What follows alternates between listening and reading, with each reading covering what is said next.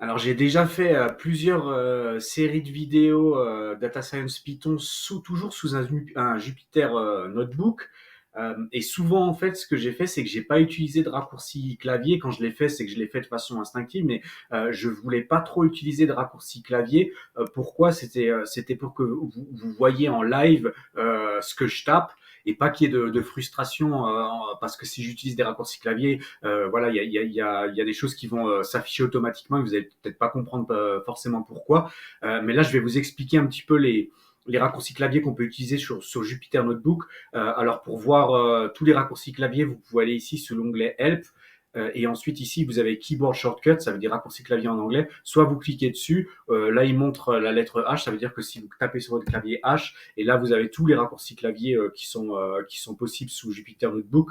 Alors, on va pas forcément tous les lister maintenant, mais les deux choses les plus importantes à savoir utiliser, c'est la touche Shift et la touche Tab. Je vais vous montrer comment on peut l'utiliser. Alors, ce que je vais faire maintenant, c'est par exemple, imaginons que je veux importer une librairie et maintenant je vais l'écrire. Hein. Donc je vais écrire import, ça veut dire que je vais importer une librairie. On va dire que je vais importer Pandas, donc j'écris Pandas. Ensuite, je peux lui spécifier un alias, donc je vais lui dire as et je vais mettre PD. C'est l'alias en fait, hein, c'est juste pour que comme ça après plus tard dans le code, quand j'exécute, quand j'appelle Pandas, je suis pas obligé d'écrire Pandas et je peux juste écrire PD. C'est juste pour que ça soit plus rapide.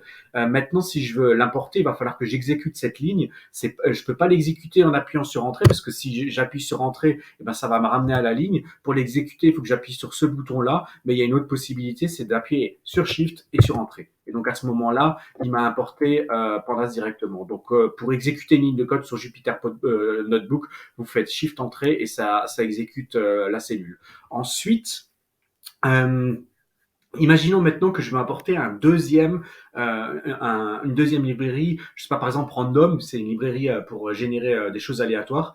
Ce que je vais faire, c'est que cette fois-ci, je vais appuyer uniquement, je vais juste mettre la première lettre, donc le I, et je vais appuyer sur table. Et là, ce qui va me faire en fait Jupyter Notebook, c'est qu'il va me donner une sélection de tous les mots-clés qu'il estime possible que j'aurais envie d'utiliser. Donc à l'intérieur, il va y avoir des mots-clés Python, mais pas seulement. Là, pour le moment, on voit les mots-clés qu'il y a dedans et on voit que import est en troisième position. Donc, pour le moment, c'est ID qui est grisé en gris. Donc, ça veut dire qu'il me présélectionne ID. Il le fait par ordre alphabétique. Si je veux import ici, et ben, ce que je fais, je descends avec ma flèche de mon clavier trois fois sur import et j'appuie sur entrée. Et donc, maintenant, je peux importer random. Mais il y avait plus simple à faire, hein, puisque maintenant, si je remets la touche, si je remets juste I et j'appuie une fois sur Tab, on voit en fait que si je mets une lettre après M, il n'y a plus que import qui est possible. Donc en gros, qu'est-ce que je fais? Et ben en fait, j'appuie, une fois, mais il faut le savoir, hein, mais au bout d'un moment, vous avez tout le temps utilisé les mêmes mots clés. Eh ben vous appuyez, vous tapez IM. Ensuite, vous appuyez sur Tab et il me met directement import. Ensuite, je cherche random. De la même manière ici, hein, maintenant, je peux commencer à taper random, appuyer sur tab et il va me finir random puisqu'il sait que c'est la seule librairie qui est disponible avec ce mot-là. Donc maintenant pour l'exécuter random, eh ben je fais shift entrée, c'est exécuté. Et une autre chose qui est intéressante, c'est imaginons maintenant que je veux utiliser random, je veux utiliser une méthode à l'intérieur de random. Donc pour appeler une méthode, on met un point. Mais par contre maintenant, on va dire que je me souviens plus exactement du nom ou de la méthode ou de toutes les méthodes qui seraient disponibles sur Random, et ben ce que je fais, j'appuie sur Tab et là il va me mettre le listing de tout ce qui est possible en méthode pour cette librairie Random. Et donc imaginons que je voulais, par exemple que je voulais rand int, et ben je l'ai ici, j'appuie. Et j'aurais pu faire exactement de la même façon si je veux pas, si je connaissais rand.int, mais je voulais pas le taper en entier. Je commence à taper rand.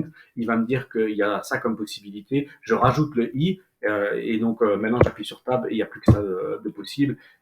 Et ensuite, à l'intérieur, je peux mettre des paramètres. Et donc, dans la deuxième vidéo, je vais vous montrer comment on peut utiliser Shift Tab pour comprendre comment on peut utiliser les paramètres à l'intérieur d'une méthode.